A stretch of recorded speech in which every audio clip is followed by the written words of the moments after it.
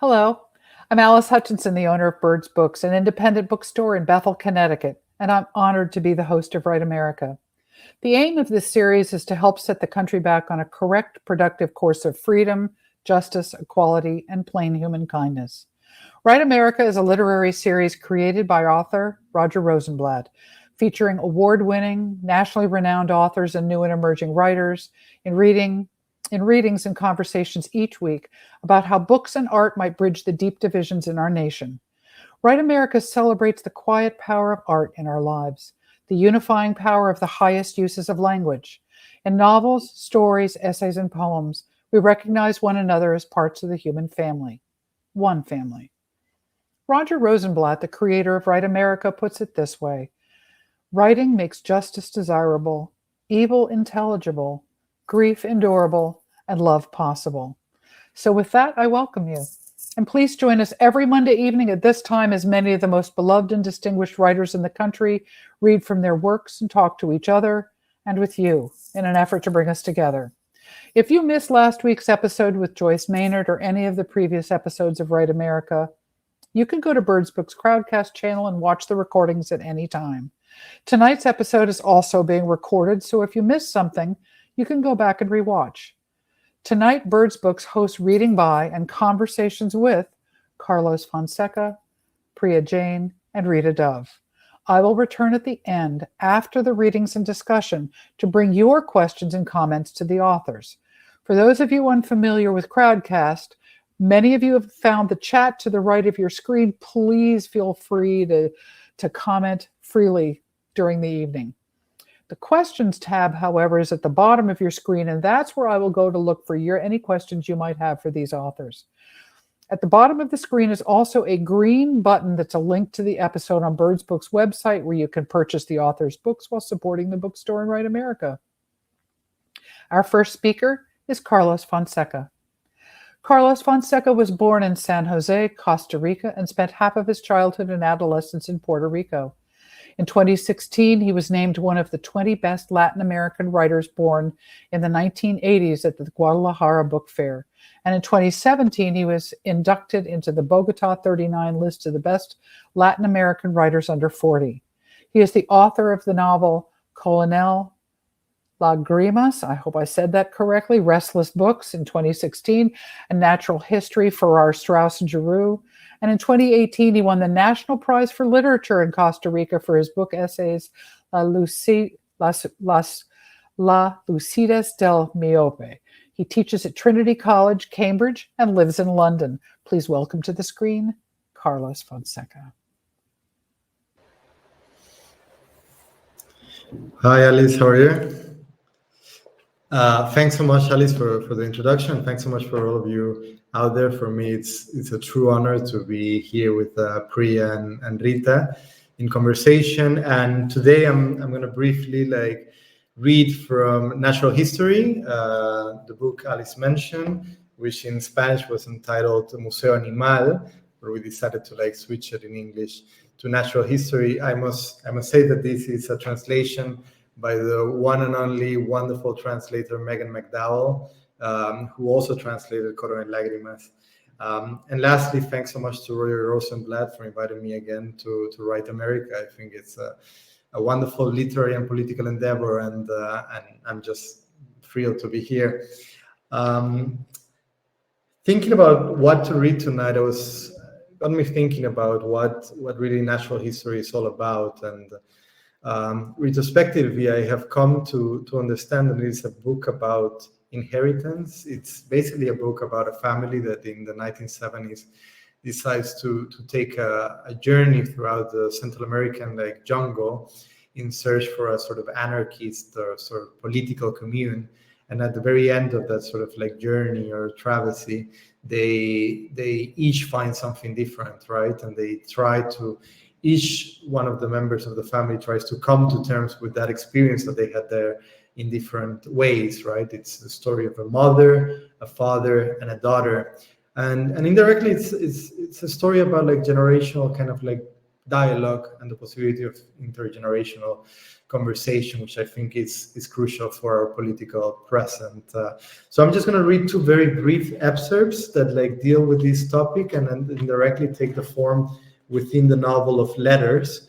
One of the letters is sent indirectly from the daughter to the mother, and then the second beat is going to be the letter from the mother to the daughter. So this one is the one from the daughter to the mother. I'm tired of wheels, doctors, and so much funeral red tape that only returns me to the image of my own death. Maybe that's why in my few free moments, I shut myself in my studio where no one dares to disturb me, and I prepare the papers I plan to send you one day. I don't say anything to anybody, and I come here to feed the fish, to listen to a music that's pale as the night, and to prepare this file. There is our project just as we imagined it years ago, reflected in a future I will no longer be a part of. It will be your small inheritance. But tell me, what is an inheritance? I, who believe myself an orphan, who changed my name to lose a family, whose history I didn't understand, today I inexorably return to that family. I never told you, but that night when you came to my house and saw the medical envelope on the table, a man had just told me that something inside me was preparing to betray me. That afternoon, I chose not to tell you, even though I could see how you were looking at the envelope and your face gave away your discovery. I chose not to tell you what I had heard that day, the story of the genetic mutation, the illness that was starting to eat away at me, the long road ahead. I, who believe myself an orphan, who changed my name to lose a family whose story I didn't understand, didn't want to tell you my inheritance was returning in the form of a mutating gene, a gene that was turning into something else, something lethal that now seemed determined to annihilate me. Ironies of life. Inheritance, I said to myself then, was an incurable illness that one day leaves us terribly tired, contemplating a pile of papers that describe an unfinished project. After you left that night, I thought about my parents again, and I started to organize the posthumous project of which you are now a part of. No one chooses their inheritance. More than once, I thought about telling you everything, leaving the pieces fitted together, the puzzle complete, the intrigue resolved. Then I understood that if I did, you would never come to understand me as I am.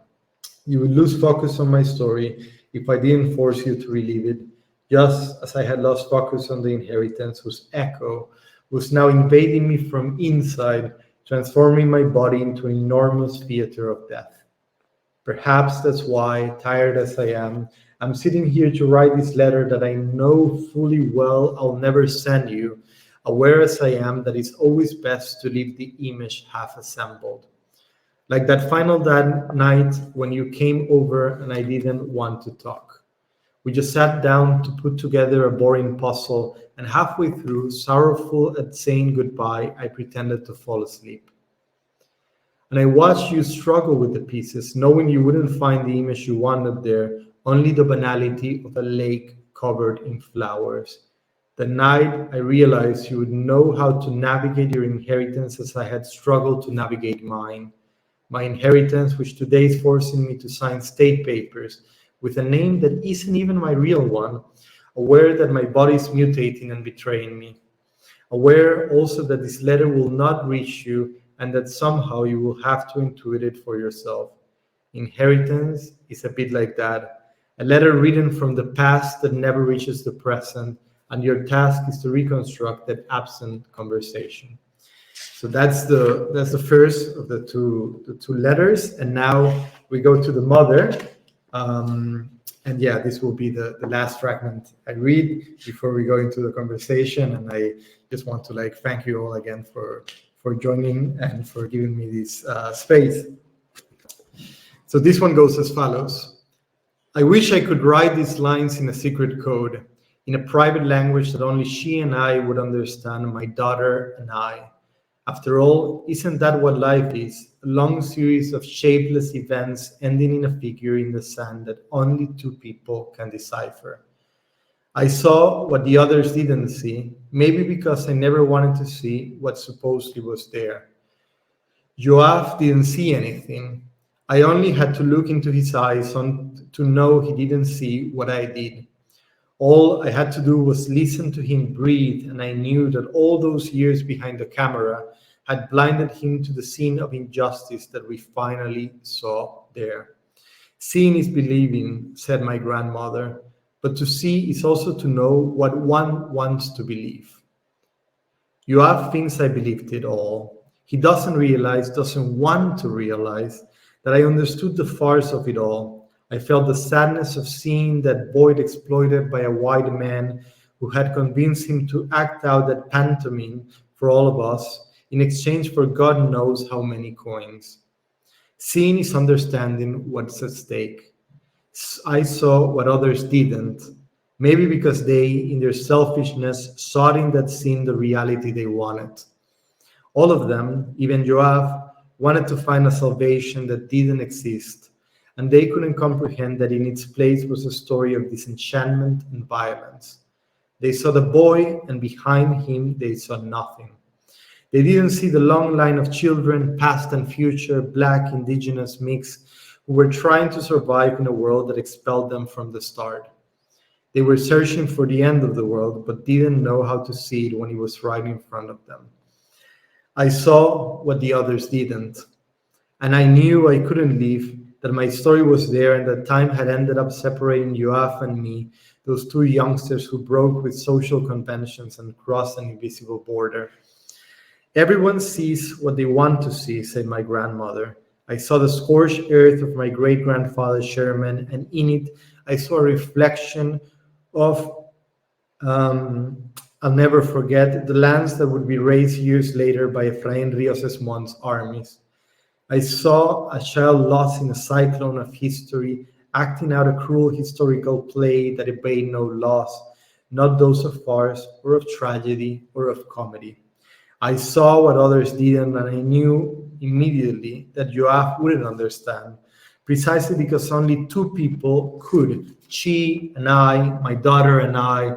I saw and I knew right away that my daughter would also see, even if years had to pass before she did. One day she would think back and she'll understand what I saw, the long chain of injustices that ended in mockery at the end of the world, leaving a wake of disenchantment behind. I knew someday she would understand that behind that child there were many others. I knew she would understand my faithfulness to that vision, even if it was already too late, and that someday she would take it as her own. I felt an enormous joy at the realization. The joy of knowing that something would forever unite us, a secret language that only she and I would speak, from which her father had unfortunately been exiled. I knew that someday she would see the drawing in the wet sand of history, and, comprehending it, she would forgive me. That day, I believe, is today. And I repeat, I wish I could have written this letter in a secret language, in the secret language written by the tides and understood only by the pariahs of history. She and I, my daughter and I, you and I. Well, that's it. Thanks so much. Thank you so much, Carlos. Our next speaker is Priya Jain. Priya Jain is a journalist whose essays and reporting about books and culture have appeared in the New York Times Book Review, Salon, Slate, the Oprah Magazine, Bust, and several other publications. She holds an MA in journalism from NYU and an MFA in creative writing from Stony Brook University. Her creative writing has received support from the Tin House Writers Workshop, Gotham Writers, and the Virginia Center for the Creative Arts. She is currently at work on a novel. Please welcome to the screen, Priya Jain. Find you here, Priya. There you are. Hi, thank you so much, Alice. And thank you, Carlos. That was amazing. I can't wait to talk to you about it. I'm so honored to be here with you and Rita today. I'm going to read A bit of the second chapter of a nonfiction book I wrote called The Marriage of Air and Earth. The first chapter, the book is about my great-grandfathers and their roles in the independence movement in India in the early 20th century. And we're actually just about to hit the 75th anniversary of that freedom movement's culmination. And in this first chapter, the first chapter that I wrote for this book, I wrote about one of my great-grandfathers. His name was C.Y. Chintamani. And I wrote about his marriage to Krishnaveni, his wife. And the importance of that marriage is that she was a widow. And in Hindu society at the time, widows were not allowed to remarry. And Chintamani was a journalist. He was a liberal. He had these reformist ideas. And he published these ideas in his newspaper, which was called The Leader. And he kind of acted on his beliefs, and he married this widow. And it was a great scandal in the family, but it also obviously led to my existence here. So I'm grateful for it. But so that's what the first chapter is about. I think that's all you need to know. That and Chintamani was from a town called Vizianagaram in the south of India. And he moved to Allahabad, which is in the north of India, which was at the time the center of kind of intellectual life in India. This story begins with Krishnaveni, but it cannot continue with her. There is simply not enough known about her. The scraps would not even fill a chapter. Who were her parents? What did she love? Did she feel at home in Allahabad, so far away from her family, and did she make friends? How did she fill her days? I have posed these questions to my grandmother, who has shrugged, waved her hands, pretended not to hear. The life of a housewife does not interest her. She has always preferred the men. And so perhaps it was a mistake to start the story with a woman whose life is little more than an impression. I have violated the rules. And yet I must start the story with her, for the story of her marriage is my introduction to the history, not just of my family, but of India itself. I was 23 when I first heard the story of Chintamani and Krishnaveni's marriage, just a few years younger than my great-grandmother was when she boarded that train for Allahabad. Like most 20-somethings of the modern sort, I was absorbed in the work of figuring out who I was and who I wanted to be. I had graduated college with a single ambition, to live as far away as I could from my family, both geographically and conceptually. I wanted to do this not because I didn't love my family, I did, and not because I had an unhappy childhood, I didn't, but because I had a romantic idea of building my identity in a vacuum. I wanted to see who I was, untethered from my parents and from the places that had sought to define me. Both America, the country, if not technically of my birth, I was born in Canada, then at least the country of my life since the age of 2, and India, the country of my ancestors. It felt necessary in some vital way to do so, for I believed it was impossible to know who you really were until you removed the circumstances of your life. I pitied those who traveled the same streets in adulthood as they had in childhood. What was ironic about my choice of Barcelona as the city of my rebirth was that I ran straight into the arms of a culture that embraced such provincialism. To make money, I taught English, and most of my clients were accomplished professionals, people who worked for multinational conglomerates and ran hospital wings, whose mothers still made them lunch every afternoon, and who maintained the same social circles they had established as children. I had chosen Barcelona because I knew no one, had never been, and didn't know the language. And yet it had not occurred to me that the people I met wouldn't want to spend time with someone with whom they shared no commonality. In the evenings and on weekends, I met up with other expats and drank cheap beer, all of us yearning towards something we couldn't define, and groused about the impossibility of penetrating Catalan society. During one of these grousing sessions, the idea of starting an English language magazine, a publication that would define our cohort, sprang up. I do not remember who raised it, except that it seemed to arise whole from our collective angst. And though everyone agreed it was a great idea, I was the only one foolish enough to follow through on it. I sank everything I had into the publication, and when it sank too, I had no choice but to return to the US and get a real job. And so, tail tucked, I moved back to Atlanta, the city in which I had grown up, and where I accepted that I wasn't going to live wholly outside the realm of my experience. If I was going to remain an American, however, I thought I could at least live in a more international city. And so a few months later, with a job offer from an advertising agency in hand, I set out to be a New Yorker. Even with the language fluency and legal right to work, I was still living without the context of my family. I was inventing myself, finally, as I'd so longed to do, From my sunny studio on the 6th floor of an East Village tenement, it still seemed I could be anything, anyone. Within a few months of starting work at the ad agency, I knew I did not want to be in advertising for the rest of my life, and so I began to research graduate programs. I found one that seemed promising, in journalism. As far as I knew, it was an idiosyncratic choice. My grandmother had been a children's book editor, and I had an uncle who worked for the BBC, but that was the extent of the writing gene in my family. You know that journalism is in your blood, said my mother when I called to tell her of my decision. Your great-grandfather was a famous journalist. This was news to me. It's hard now to remember exactly what my mother told me on the phone that day. The layers of what has happened since have shadowed the memory. Did she tell me that Chintamani was not just a famous journalist, but also a politician, or would I learn that later? Did she tell me that he had made an argument for India, what India should become and how it should get there, and that he did not win? Did I understand yet that what he represented was a history of loss in every sense of the word? No, I don't think I did. Here's what I do remember. After the marriage story, my mother told me another one about Chintamani's professional life. The year was 1925. The leader was in financial trouble, and Chintamani had been offered a job in Bombay as the editor of the Daily Mail. He might have stayed in Allahabad. It was not the first and would not be the last time the leader was threatening to fold. The Daily Mail also came with an enormous salary increase, and Chintamani's entire family, not just his wife and children, but his extended family too, were dependent on him. So he went to Bombay ahead of his household, instructing Krishnaveni to orchestrate the move.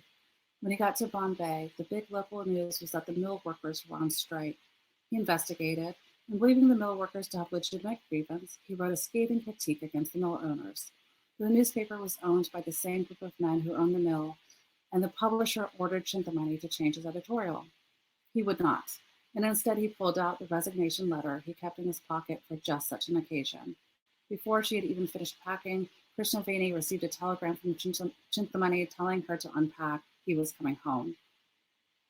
Like the story of the marriage, my mother told me the story to illustrate Chintamani's unwavering commitment to his principles.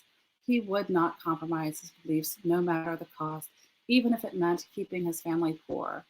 The story fascinated me as a story of journalistic heroism, the resignation letter in the pocket, always at the ready, being the salient detail. But I also could not stop thinking about the woman whose role in it is in support of the punchline. There she is, folding clothes into a suitcase, the furniture crated, children running madly around her. She is almost done with her task, and then someone hands her a telegram. She reads it, sighs, and begins the process of undoing her work, of making their bare house into a home again. There is a reason she is part of the punchline. It is in disappointing her, in promising her a better life, and then yanking it away, that we understand what Chintamani has sacrificed by giving up that job in Bombay. It was because of Krishnaveni that I began to think a lot about Chintamani. I wondered what kind of man he was. Was it a good thing that he had never wavered from his ideals, or was it a tragic flaw? Did his legacy justify the sacrifices he imposed on his family? He was the lion of the family, said my mother, and such a legend still that he had inspired not greatness in his children, but rather a sort of helplessness, a surety of never living up. Here's the other thing I remember. My mother did not just tell me about Chintamani that day on the phone. She also told me about her other grandfather, her father's father. She spoke of him and Chintamani in the same breath, as if whatever dam had held her tongue about one had held it for them both.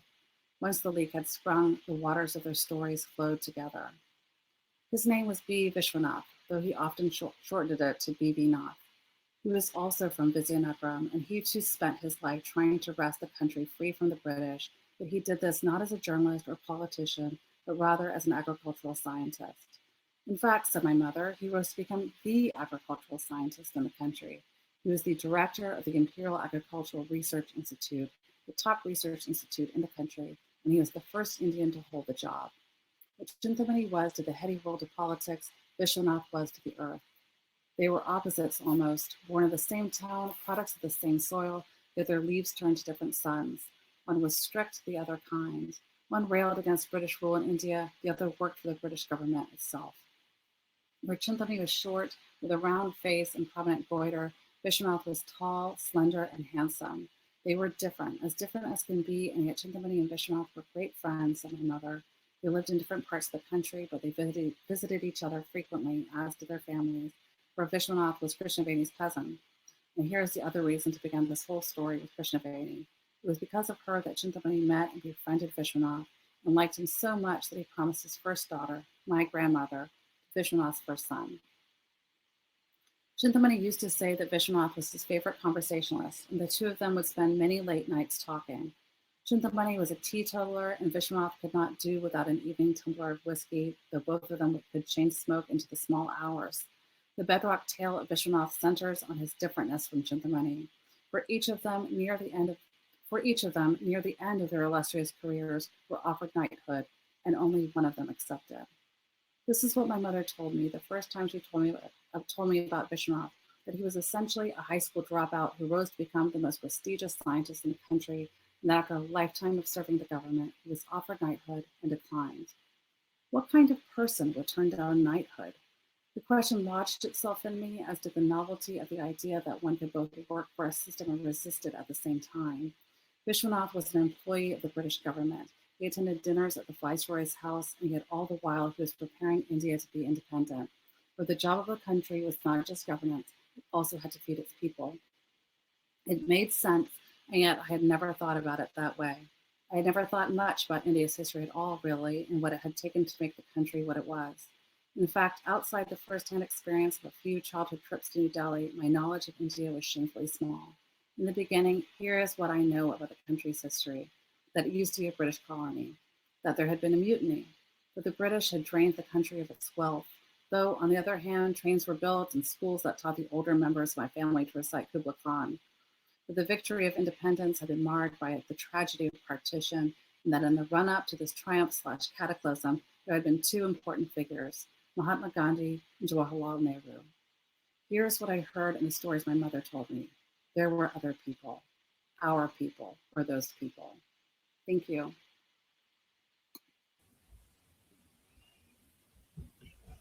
Thank you, Priya. Our next speaker is Rita Dove. Rita Dove is a 1970 presidential scholar. She attended Miami University of Ohio, Universität Tübingen in Germany, and I can't pronounce, I'm not German, but in Germany and the University of Iowa. In 1987, she received the Pulitzer Prize in Poetry for Thomas and Beulah. And in 1993, Dove was appointed Poet Laureate of the United States by the Library of Congress, becoming the youngest person and the first African American to hold the post. Her song cycle, Seven for Luck, with music by John Williams, was premiered by the Boston Symphony. And her play, The Darker Face of the Earth, had successful runs in the Oregon Shakespeare Festival, the Kennedy Center in Washington, and the Royal National Theatre in London, among other venues. Rita Dove's most recent volume of poems, Playlist for the Apocalypse, came out in August 2021, and a new song cycle, Standing Witness, with music by Richard Daniel Poor, has been performed at Tanglewood, the Kennedy Center, University of Chicago, and Middlebury College. Rita Dove's numerous honors include the Heinz Award in Arts and Humanities, Lifetime Achievement Medals from the Library of Virginia and the Fulbright Commission, the Wallace Stevens Award from the Academy of American Poets, as well as 28 honorary doctorates, among them from Yale and Harvard. In 1996, she received the National Humanities Medal from President Clinton, and in 2011, the National Medal of Arts from President Obama, the only poet ever to receive both medals. She has served as president of the Association of Writers and Writing Programs and as chancellor of the Honor Society of Phi Beta Kappa, an elected member of the American Philosophical Society, the American Academy of Arts and Science, the American Academy of Arts and Letters. She is the Henry Hoynes Professor of Creative Writing at the University of Virginia, where she has been teaching since 1989. Please welcome to the screen, Rita Dove. Thank you. Are we there? There we are. Thank you so much, Alice, for that very large introduction. And I want to thank you and Birds Books for hosting Write America, which is Roger Rosenblatt's just inspired plea to have a conversation in this kind of fraught country. Priya and Carlos, that was really moving and beautiful. And there's so many themes that crisscross. I'm sure we're going to have a vibrant conversation. Today, I think it was about 81 years ago, Emmett Till came into this world, and he spent 14 years on this planet before he was lynched on August 28th, 1955. I was 3 years old on that day. And ever since I've been old enough to be aware of the world around me, I cannot celebrate my birthday without thinking and mourning Emmett Till's death. The speaker in this first poem, which I'm going to be reading from Playlists for the Apocalypse, my latest collection, this speaker is also 14. But sorrowfully, I think we could say the event that he describes happened just 5 years ago. Najee, 14, Philadelphia. A bench, a sofa, any place flat. Just let me down somewhere quiet, please. A strange lap, a patch of grass. What a fine cup of misery I've brought you, Mama, cracked and hissing with bees. Is that your hand? Good. I did good. I swear I didn't yank or glare. If I rest my cheek on the curb, let it drain. They say we bring it on ourselves, and trauma is what they feel when they rage up flashing in their spit-shined cars, shouting, "Who do you think you are?" until everybody's hoarse. I'm better now. Pounding's nearly stopped. Next time, I promise I'll watch my step. I'll disappear before they can't unsee me. Better gone than one more drop in a sea of red. In this next poem, when I wrote this next poem, the Confederate monuments in my hometown of Charlottesville, Virginia, were still there. They had not yet been dismounted. Pedestrian crossing, Charlottesville. A gaggle of girls giggle over the bricks leading off Court Square. We break dutifully and wait, but there's at least 20 of these knob-kneed creatures, blonde and curly, still at an age that thinks impudence is cute. Look how they dart and dither, changing flanks as they lurch along, golden gobbets of infuriating foolishness or pure joy, depending on one's disposition. At the moment, mine's sour. This is taking far too long. Don't they have minders? Just behind my shoulder in the city park, the Southern General still stands, stonewalling us all. When I was their age, I judged Goldilocks nothing more than a pint-sized criminal who flounced into others' lives, then assumed their clemency. Unfair, I know, my aggression. To lump them into a gaggle, silly geese, when all they're guilty of is being young. So far. That poem comes out of a section of the book that's called 8 Angry Odes. I got tired of praising, I guess, for a while. And this is the first poem in that section, The Angry Odes, an introduction. The angry odes are not satisfied with wonder. Birds prattle, clouds curdle, then bust their guts. Mountains prefer their own splendid company. Neither do they melt when music swells, although they've been caught swaying unaware in a delicate self-embrace. The odes hate their names. To hell with urns and nightingales, immortality and socks, those artful self-immolations.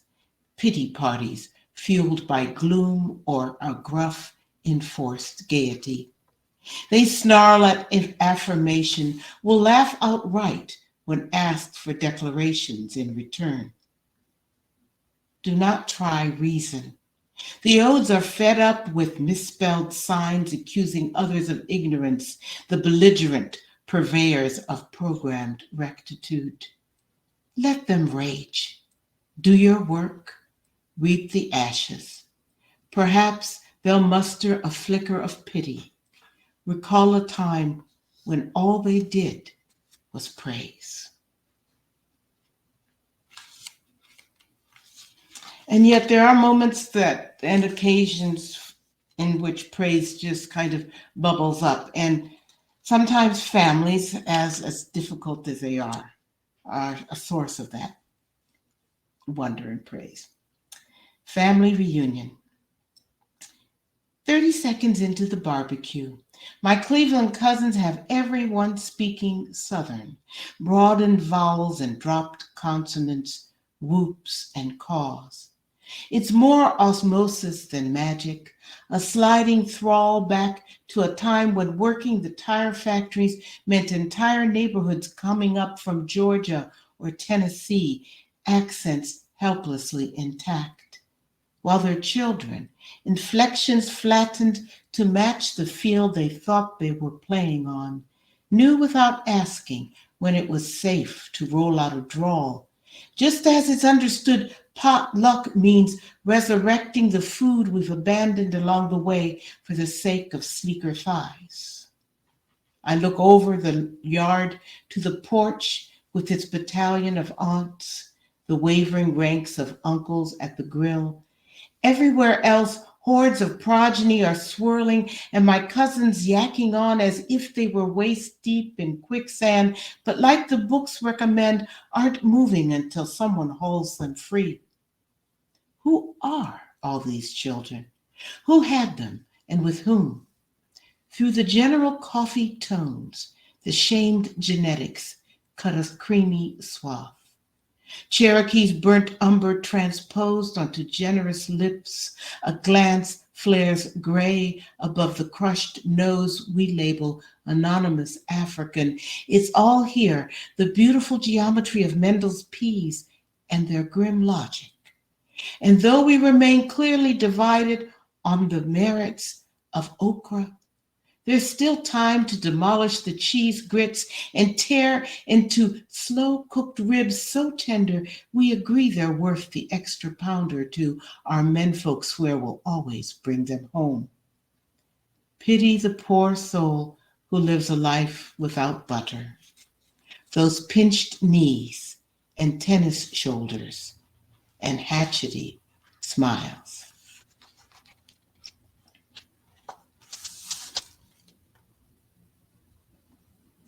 Woman Aflame, Roe v. Wade. She was a mother. She was a girl who dreamed of becoming a mother someday. She was either a tease or a tramp, a lover or a wife. Still, she had to do the counting, was accused of lacking spontaneity, being a cold-hearted bitch. But if the days didn't add up, she'd end up straddling a cold table in a dingy back room or waving goodbye future. She was jogging on the late shift, unlocking her car. And though she still remembered the tart smack of his sweat when he held her down, horseradish on his tongue, none of this was she permitted to say while lawyers argued her right to privacy, citing statute and precedent until the court declared enough, and she and her body were free to go. And I'll end my section with a new poem. It is not in a playlist for the apocalypse, though I believe it could have found company there. It's called Incantation of the First Order. Listen, No one signed up for this lullaby. No bleeped sheep or rosebuds or twitching stars will diminish the fear or save you from waking into the same day you dreamed of leaving. Mockingbird on back order, morning bells stuck on snooze. So you might as well get up and at it, pestilence be damned. Peril and risk having become relative, I'll try to couch this in positive terms. Never is the word of last resort. Always the fanatic's rallying cry. To those inclined toward kindness, I say, come out of your houses drumming. All others, beware.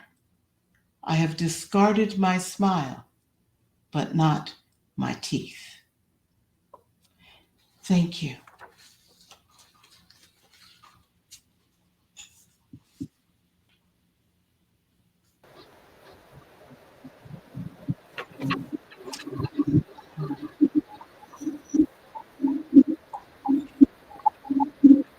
That was wonderful. I'm having a little trouble getting Priya back, so hang on a second. Hi. There you are. There you are. There you are. Oh, thank you, both of you. That was incredible. And there's so many things that braid together in our interests and our obsessions. I mean, family, inheritance, identity, history. So I was really moved. Thank you. Beautiful work. Thank you. Those were amazing. I think Do Your Work with the Ashes might be my new anthem. Priya, you've got an echo going, so do you have a second tab open and you need to close it? Nope. Okay, we'll try and keep working with it. Is it echoing to you? Let's see what I can do.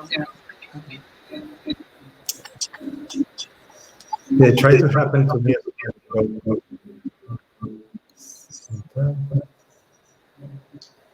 Yeah, technology.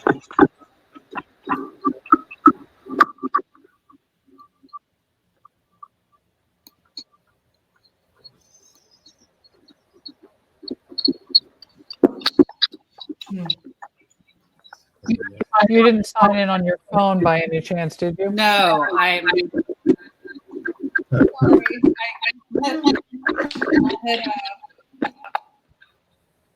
Any chance that's better? Sounds fine. Carlos, are you okay? Can you speak? Yeah. Can you hear me with the echo? I'm trying to figure out where it's coming from. Here. Is that better? It's definitely coming from Priya somewhere. She's muted. I muted. And Carlos, it's not you. Is it me? No. It's not Rita. There is a feedback somewhere. Well, I'll mute and see if that helps.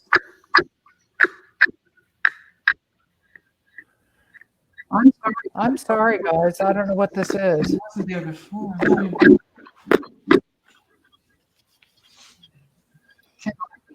Hang on, Priya. Good. Meanwhile, we're What was that, Carlos? Yes, it is Carlos. Hang on, Carlos. I muted you. It is Carlos. So, Carlos, if you've signed in a second tab or you've signed in on a phone or anything that would cause feedback or an echo, it might be you. But I'm going to unmute you and see if that's it. It could be me.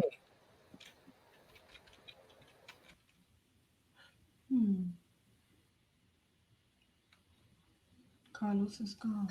That's actually a very good idea. But it also sounds like it's coming from me. So I'm going to mute, and you all keep talking. Just keep talking. Carlos back. I hope he comes back. Back. Yes. Well, thank you so much, Priya. I guess we're going to talk until Carlos comes back, right? Yeah. It's a real pleasure to read for you. Wonderful to read with you. I really enjoyed that last poem quite a bit. I'm curious. I guess what, like for you, what is the relationship? This is such a broad question. I'm so sorry, but like, what is like the relationship between rage, depressive rage, and also the aesthetic and beauty of writing a poem? The aesthetic of writing a poem. I mean, I think all of us are wrestling with rage right now, and for many reasons, right? And the question does become, how do you manage it, or how do you render it? I guess instead again, and I think that for me to do something well, to write the best poem I can write, and encompass rage in it, if that's what's moving it, that's the best way of dealing with it, because even if something is sad, even if something is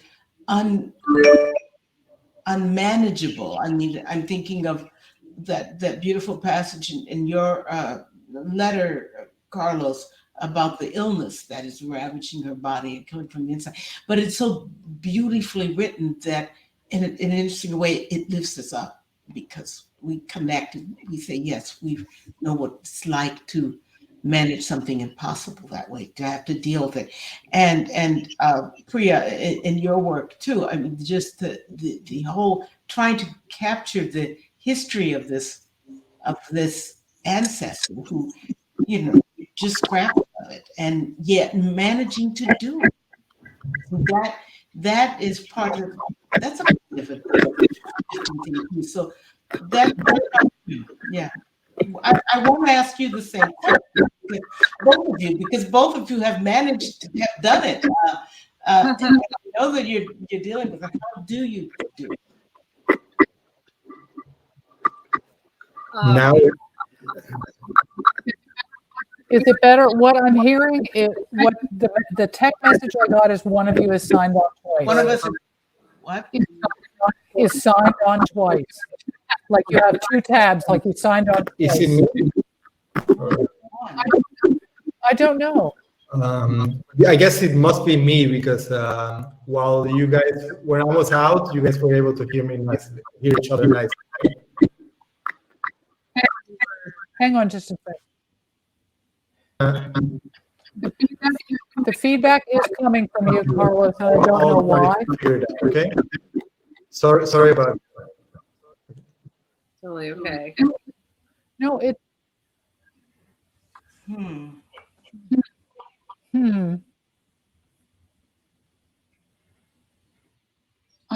I'm so sorry to interrupt. Yeah. Should we continue, or should we just wait? Absolutely continue, and I will snag him when he comes back. So let me kind of rephrase it a little bit, Priya, because I also know that you didn't switch, but you just moved in away from journalism and into the memoir, which in journalism, I think you report on things, though of course you can allow in opinion pieces your emotions to come through. Was it difficult to do? Did you find a greater freedom in moving into the memoir? Yeah, it was. Yes. It was really hard for a long time. It's funny because Roger used to make fun of me a little bit for being too obsessed with trying to find out, the true details of the story of my great grandfather's life. I did a lot of research, many years heavy research. It was really hard to do. It was a lot, really about him and I was hard sometimes to let go of that and to drop that reporter or journalist brain who is more interested in uncovering a story than is in telling a story. Yeah. So it was definitely a switch. And putting the memoir pieces into the book really definitely helped me. I was like, okay, I have to talk about my experience of uncovering this word and what it means to me, and not just about our lives. So it was definitely. It was definitely, it took me a really long time to get to. And actually, for the past few years, I've mostly been writing fiction. So I totally, apparently, I like Yes. I really feel like kind of just making things up. That would be great. So, what about? I'm always interested in the relationship between poetry and nonfiction or fiction, or where poetry lies on that spectrum. Where does it fit for you? Well, for me, poetry is a kind of a fiction, but it's also like fiction is, I think, a kind of a filtering of one's identity through the lens of that fiction.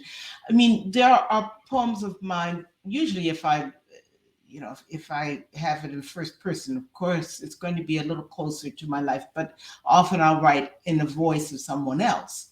And so, but there is a part of me in there, no matter how disparate the circumstances are of that person that I'm kind of channeling or something like that. I really firmly believe that I've pulled some essence of myself out. And there are places where I don't really know if something happened to me or if I made it up.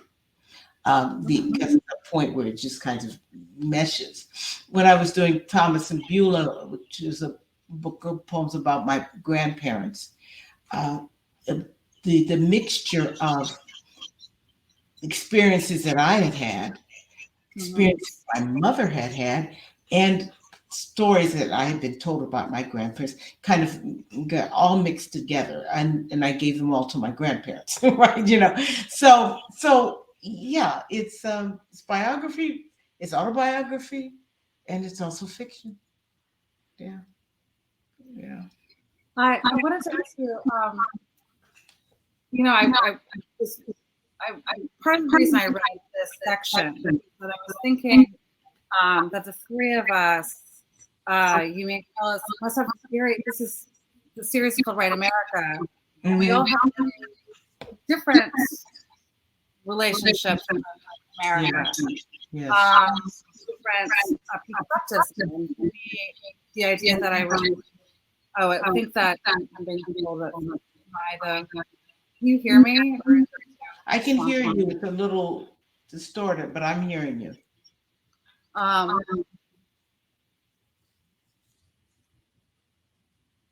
Okay. I think I'm waiting for Carlos. Well, I would love to hear. I know Carlos will come back, but I would love to hear if you could talk clearly. You're the one with the connection here. Maybe Priya, I'm trying to get it back. I'm trying to get it back. I mean, I do think that the passage that you read, Priya, was really perfect in terms of trying to deal with a different experience vis-a-vis the American dream, or vis-a-vis any kind of dream for a full and good life.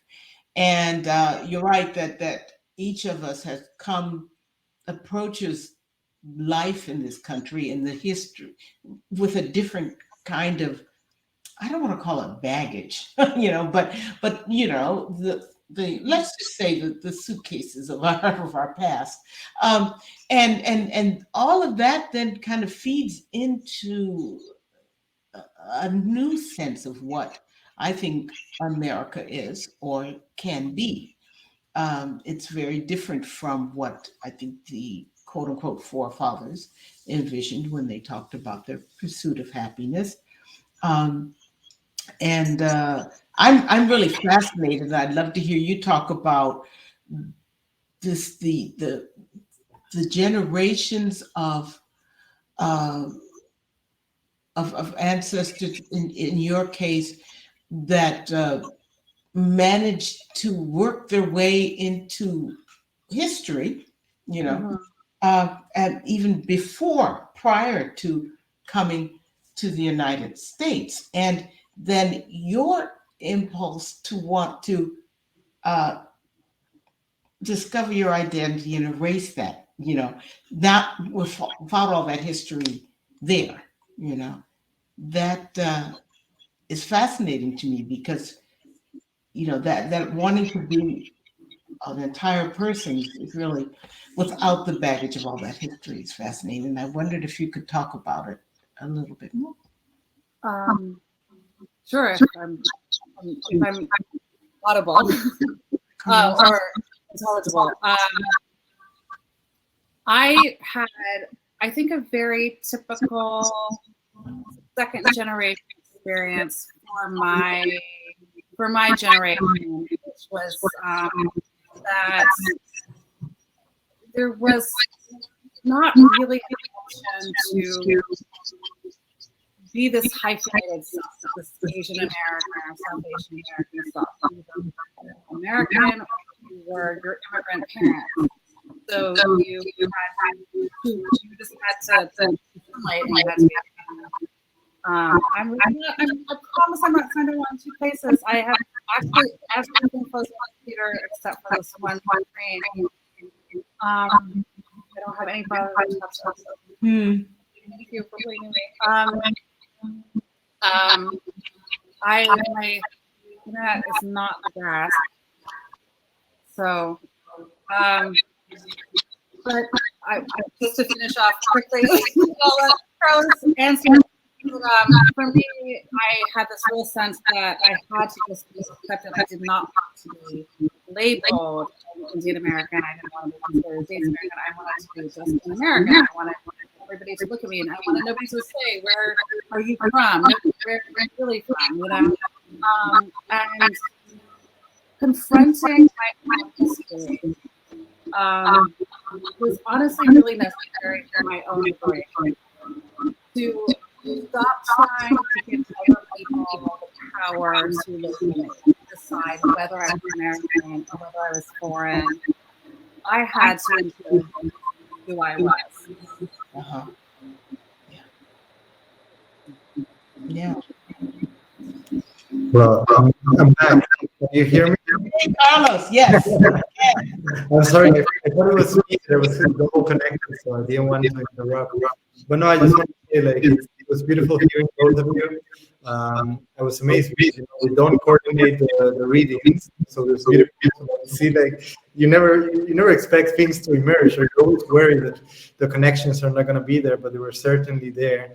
I think just hearing you guys now speak, there is all of this I don't know, theme of how we were born with the past and we must reconstruct, we do justice to.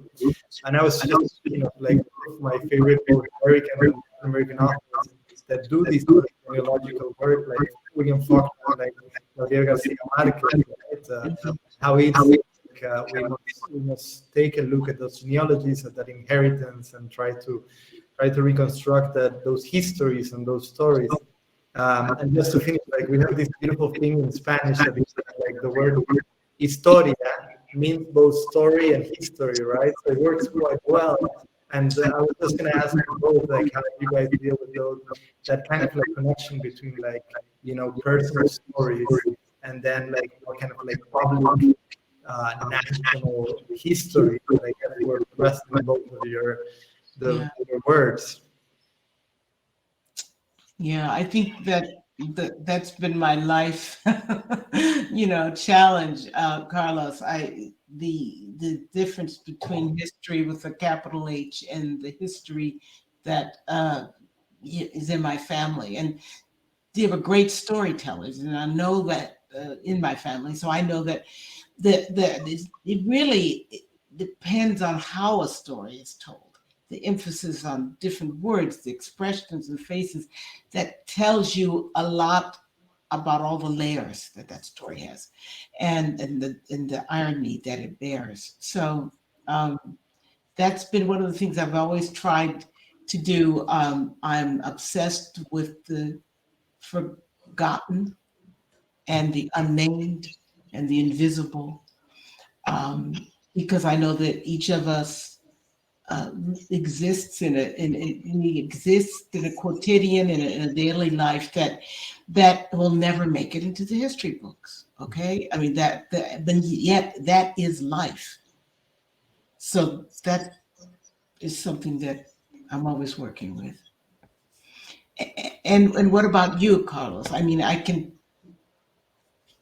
what is I mean, we were talking, Priya and I were talking about the difference in our histories, each of us, as we bring that to the American dream, I guess, or the American history. And so I think both of us would love to hear your.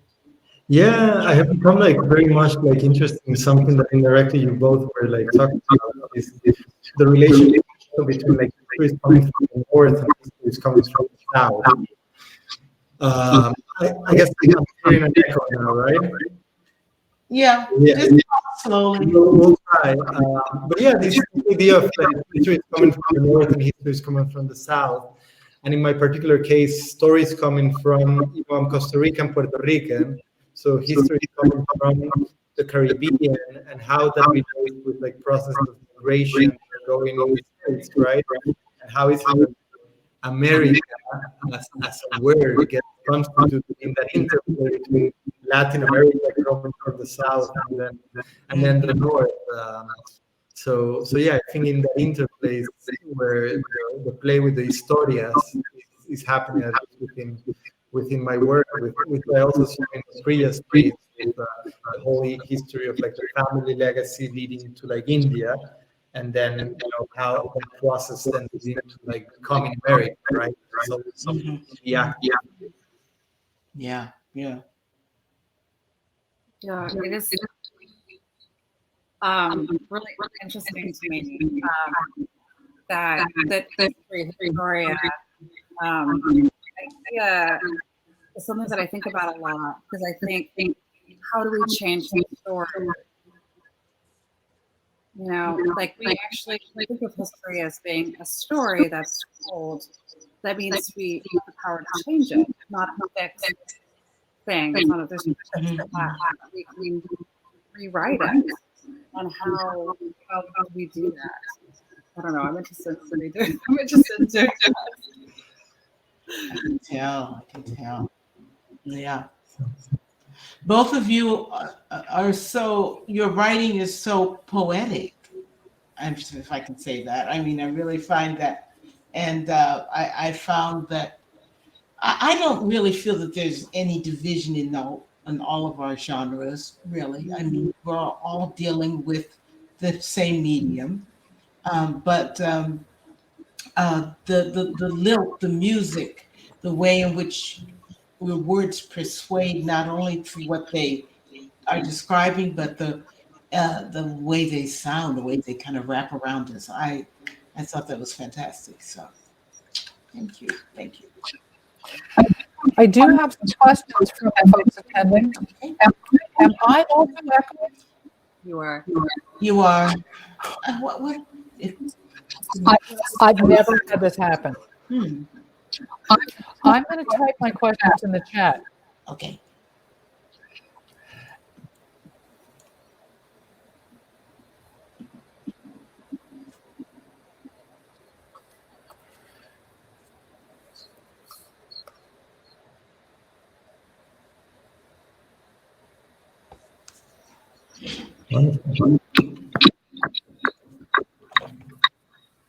So who wants to start?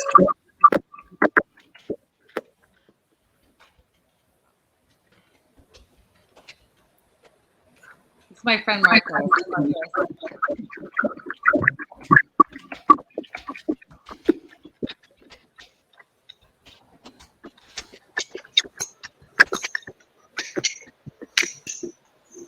Questions coming?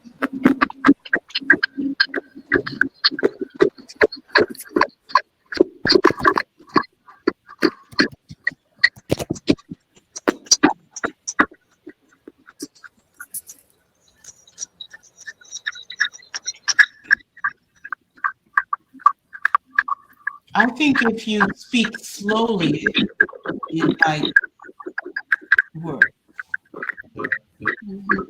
I could hear you, Rita, very well. If I speak like this, is it okay? Or I become more legible? Yes. Hear that. It allows the echo to, if you speak slowly, it allows the echo to work. Let's see. Yeah.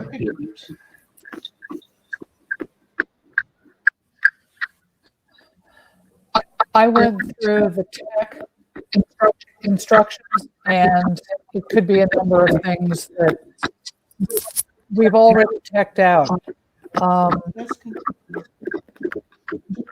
Do you want to just try answering a couple of questions, and then we probably have to wrap it up? And I'm sorry to say so. Sure.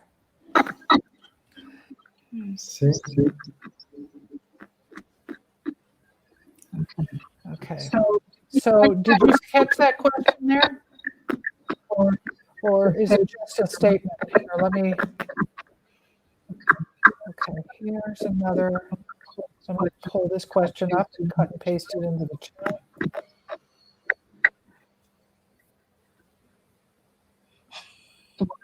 The one on the bottom. Wow.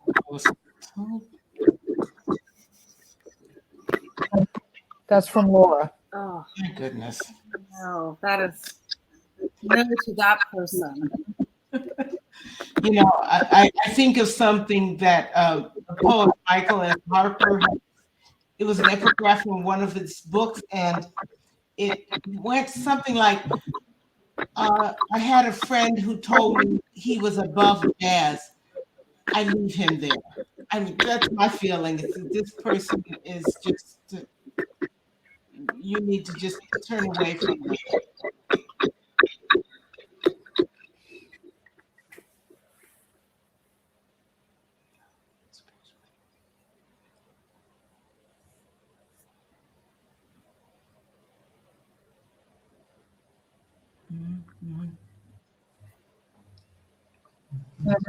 That's from Sarah Hazley. I'm gonna risk speaking. It's dairy nowadays. No, like, yeah, I think I'm always interested in this because writing has something about a private language. It's very much your own, but it's an attempt to make that language understandable for the other person, right? And I think that's the very basis of community. And I think particularly when you're dealing with stuff like pain, it's very hard to like communicate, right? It can very easily just become private language. Yeah, I think that like I think about the audience as like always writing is an attempt to reach that audience that is on the other side.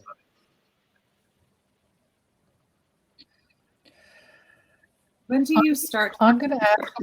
Oh, go ahead. Go ahead. Carlos, when do you start to think about? When do you make that transition from the personal expression to the audience?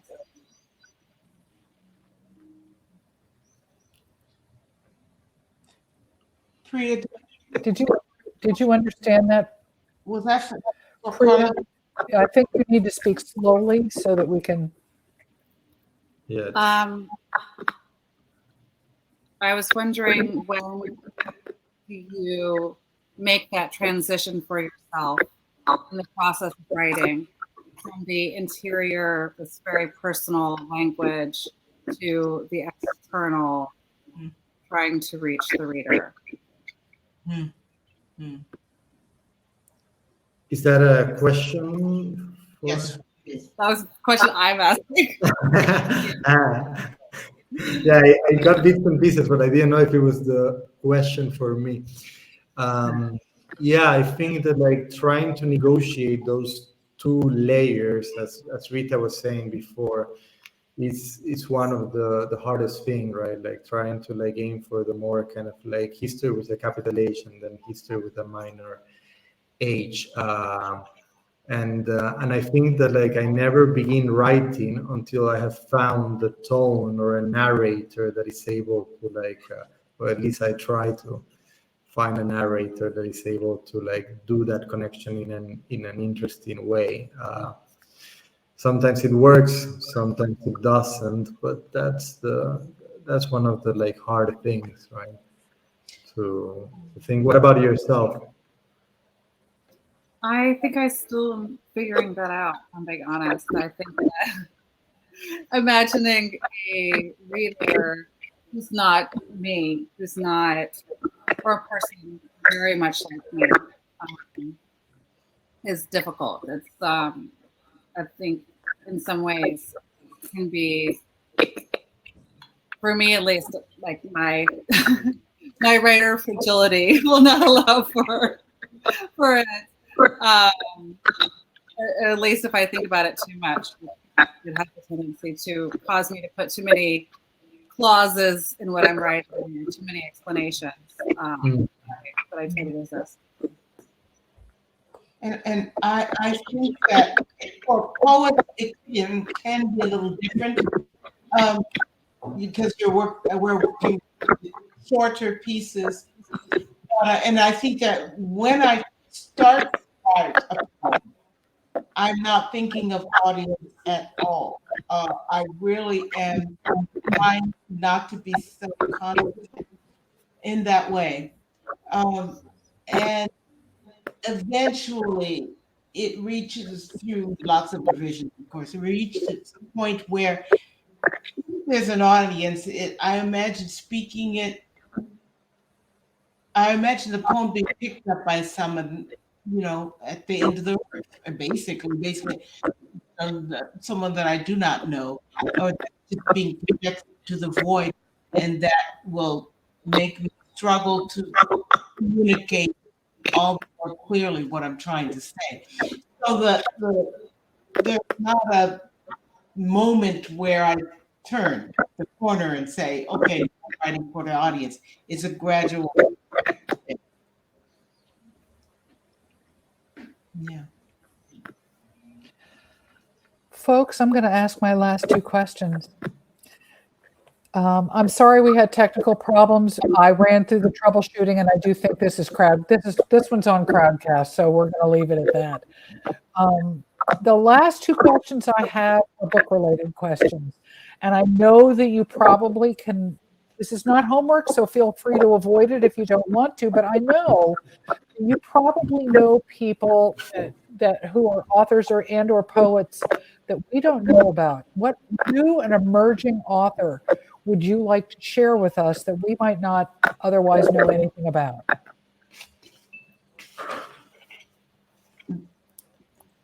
She's not really an emerging poet. This is her, I believe, second book.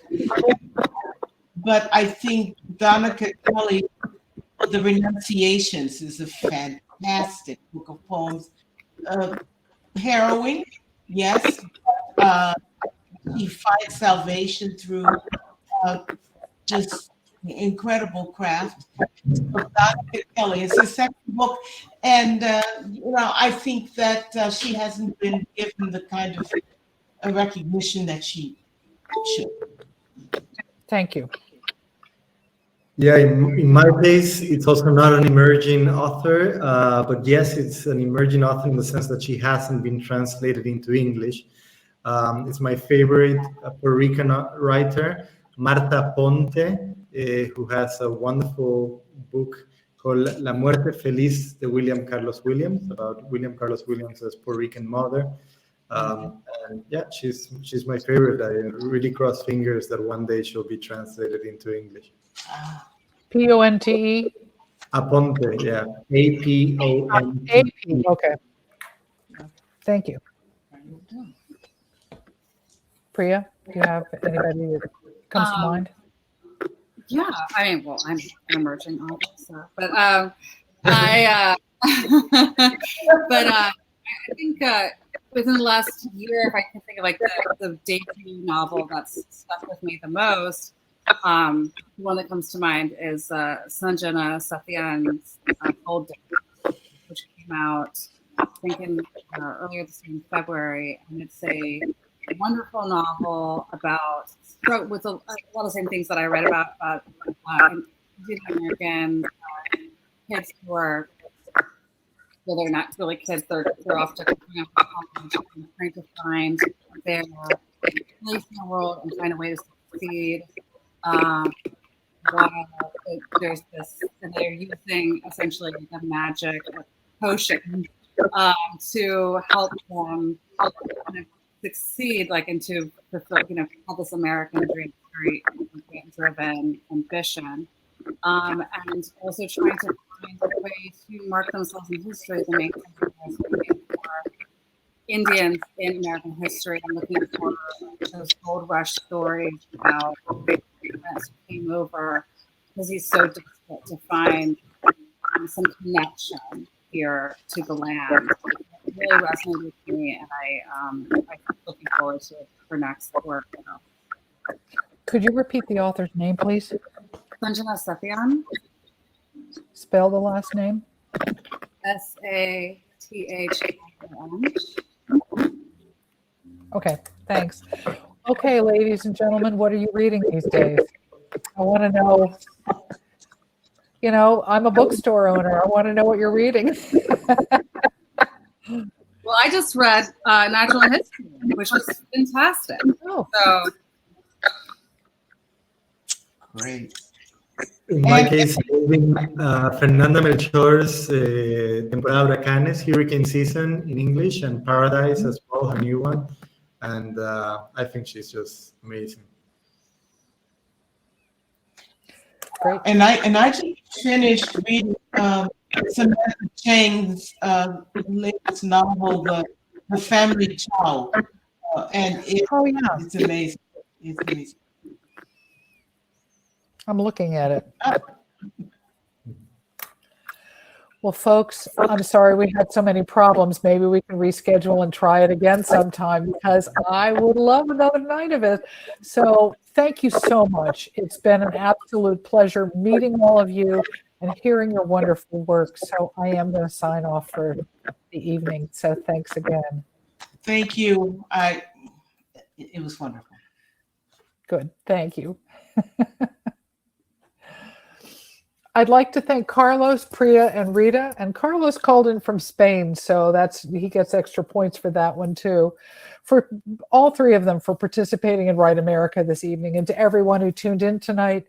And thank you to Roger Rosenblatt for creating this original and important series to look forward to each Monday evening. Tonight's episode is the perfect example and purpose of Write America. We'll be taking a break next Monday, but we'll resume August 8th at 7 p.m. when we welcome Frank Bedart and Robert Lopez.